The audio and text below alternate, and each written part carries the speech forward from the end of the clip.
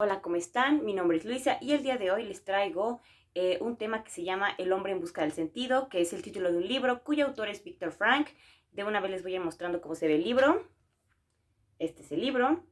Y antes de hablar sobre lo que trata el libro, les voy a comentar un poquito sobre quién es Viktor Frankl, que es un psicoterapeuta austriaco que tiene origen judío y a él le tocó experimentar y vivir todo lo que fueron los campos de concentración, específicamente en Auschwitz. No voy a hacer tanto énfasis en cómo es la vida en los campos de concentración porque creo que es un tema que todos sabemos y pues si no, también realmente hay muchos videos sobre el tema en YouTube o también lo pueden investigar o incluso leer en algún otro libro. Este autor se enfocó principalmente en su libro sobre cómo el ser humano, a pesar de haber estado en unas condiciones terribles, porque honestamente hasta ahorita creo que no hay cosa peor como lo fueron los campos de concentración, y que a pesar de esto, el ser humano todavía seguía teniendo esperanza de vida, seguía pensando que podría haber un futuro mejor, a pesar de las condiciones que uno creería que cómo sería posible, pues, verle lo bonito o lo positivo a la situación, y pues demuestra que sí es posible. Y también pues dice que sí podemos ver como tanto lo mejor y lo peor del ser humano en estas condiciones extremas, ¿no? Eh, También con esto el autor nos quiere enseñar que nosotros realmente, aunque tengamos dificultades, estamos en situaciones más favorables, muchísimo más favorables que en las que él se pudo haber encontrado. Entonces, pues les voy a aclarar primero unos conceptos claros. Durante el libro, él define a lo que es la logoterapia, que la logoterapia se define como la psicoterapia en donde se propone como la voluntad de buscar un sentido a la vida como la cura, es decir, no como la cura como tal de un medicamento, obviamente no, pero como que se refiere que se usa mucho con personas que tienen traumas psicológicos para salir adelante, ¿no? El hecho de buscarle un sentido a su vida, ¿no? Esto es la logoterapia, ¿no? Y es algo que él creó y que él fundó. Bueno, primero vamos a hablar, ahora sí entrando al libro, ¿no? Hay una cosa que se llama despersonalización, que es por las condiciones en las que les tocó vivir, que pues el ser humano se tuvo que enfrentar a pérdidas de su dignidad, bueno, de su dignidad entre comillas, porque eso era lo que pensaban antes, que se había perdido su dignidad. Más adelante él demuestra que nunca fue así, pero es decir, que por los malos tratos, que te quitan tu nombre, es decir, ya no te llaman, por ejemplo, a mí no me dirían Luisa, sino que me pondrían algún otro nombre, pierdes tu nombre, pierdes tu como tu identidad, no te tratan como un ser humano, pierdes ciertos derechos, tus necesidades básicas no son cumplidas al 100%. A esto se refiere con despersonalización, ¿no? Y también dentro de toda esta experiencia que él tuvo en Auschwitz, podemos decir que esto se divide en fases, ¿no? Primero está la fase 1, que es como la llama él conmoción inicial, es decir, pues el impacto enorme de que te acabas de dar cuenta que tu vida cambió para siempre, no vas a volver a tener la vida que tenías antes. ¿Por qué? Porque es un campo de concentración en el caso de él. Es decir, te das cuenta que tu vida ha cambiado por completo, que nada va a volver a ser igual, que has perdido seres queridos, que te encuentras aislados y bajo circunstancias que no puedes controlar en lo absoluto y que son, me atrevo a decir, sobrehumanas, ¿no?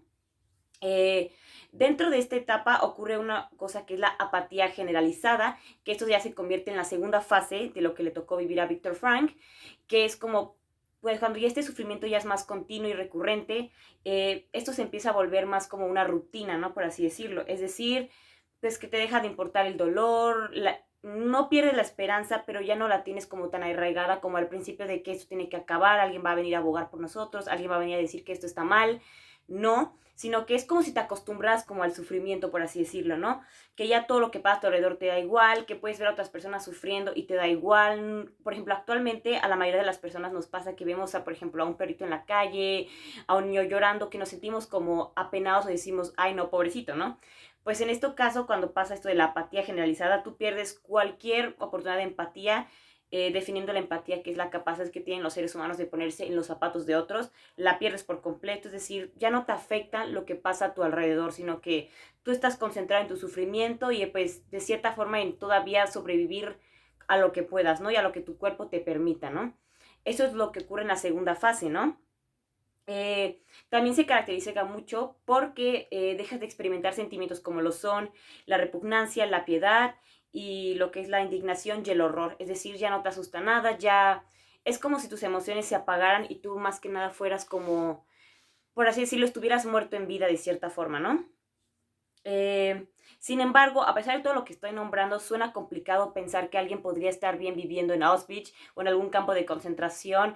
Tú también te pones a pensar, yo me puse a pensar cuando, pues la primera vez que me empezaron a comentar sobre cómo era que estas personas vivían y decía, realmente, pues, cómo es que no pensaron en haberse suicidado, en haber acabado con su vida, aparte de que en los campos de concentración no estaba muy permitido eso y los tenían vigilados para eso.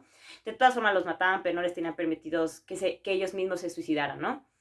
Pero sí me ponía a pensar mucho esto, ¿cómo es posible que con esas condiciones tan horribles ellos todavía busquen sobrevivir? Porque aquí le está especificando que buscan sobrevivir. Yo diría, pues tú pensarías que realmente ya, que me llegue el día en el que me tenga que morir, ¿no? Pues no. Aquí algo que sucede, que aquí es donde él se refiere a como que el ser humano puede hacer todo por sobrevivir, se comprueba que es cierto. Él dice, sí, yo lo viví, yo lo vi, que puede ser que seas desde una persona como que de cierta forma todavía tengas tu nobleza y digas, ok, pues busco sobrevivir, pero no tengo que hacer como acciones tan atroces, por así decirlo. Mientras que él también llegó a ver que había otras personas que, principalmente pone el ejemplo del hambre, ¿no? Que era una necesidad que tenían muy fuerte estas personas, en donde él decía que, por ejemplo, hacían lo que fuera por conseguir comida y por tener que sobrevivir, sin importar a quién traicionasen, sin importar qué regla tuvieran que romper, hacían todo lo posible, ¿no? Aquí es donde él se refiere a que puede pasar o lo mejor o lo peor, ¿no? Eh, pero bueno, esto fue lo que le tocó vivir a Víctor Frank. Al final del libro él habla más bien como al final tuvo que como superar toda esta etapa, pero pues realmente no me quiero enfocar tanto en esa parte, ¿no? Porque en lo que yo me quiero enfocar es cómo nosotros podemos buscarle un sentido a la vida. Bueno, a pesar de todas estas situaciones, él demostró que sí, es posible encontrarle un sentido a la vida. Y anoté unas cuantas frases que realmente me gustaron mucho y se las voy a compartir, se las voy a leer. Y de ahí las vamos a ir platicando, ¿no? Por ejemplo, la primera dice, quien tiene un porqué para vivir puede soportar casi cualquier cómo. Esta es una frase que él cita de Nietzsche, que es también un filósofo. Aquí se refiere a que si tú tienes una razón para vivir, ya sea alguna persona, alguna misión o cualquier cosa que tú digas, no, tengo que salir de aquí, esa pequeña esperanza te va a mantener vivo o te va a ayudar a salir sobre cualquier situación y aguantar lo que tengas que aguantar por conseguir eso, por estar al lado de esa persona o por conseguir ese algo, ¿no? Que puede ser tanto un objeto, una situación o lo que sea, ¿no? Aquí también él nos menciona que la clave de la supervivencia es como anclarse a ese algo, ¿no? Y también aceptar el sufrimiento, decir, este es mi sufrimiento, lo tengo que vivir, y todavía mantienen inconscientemente la esperanza de que va a acabar esto y que van a poder conseguir aquello que están esperando, ¿no? Que están buscando, ¿no? Él también define como el sentido de la vida como que es la primera fuerza motivadora del ser humano, ¿no? Es decir, lo que lo saca adelante de todas las demás situaciones complicadas, ¿no? Otra frase que él también mencionó dice que al entregarse a una causa o a una persona amada, más humano se vuelve y más perfecciona sus capacidades.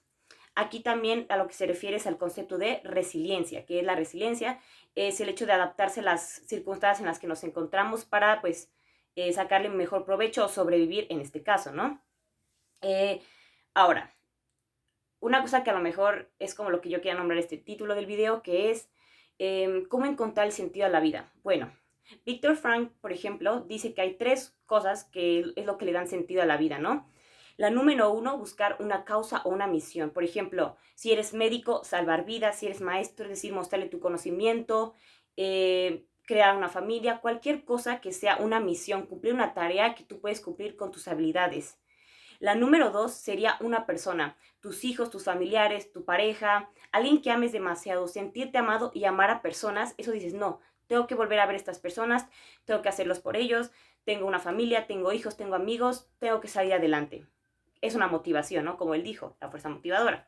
La número tres también suele ser como lo que suele ser, lo llama contemplación, pero no se refiere a como tal contemplar, sino se refiere a disfrutar las cosas de la vida, ya sea inclusive la comida, si es que te gusta viajar, tienes algún hobby o el deporte, cualquier cosa que te apasione y pues que te haga sentir feliz al hacer esa actividad, es otra forma como de buscarle un sentido a la vida, ¿no? Decir, no, a mí me gusta ese deporte, quiero salir de aquí, quiero vencer esta situación para poder volver a hacer esto, esto y lo otro.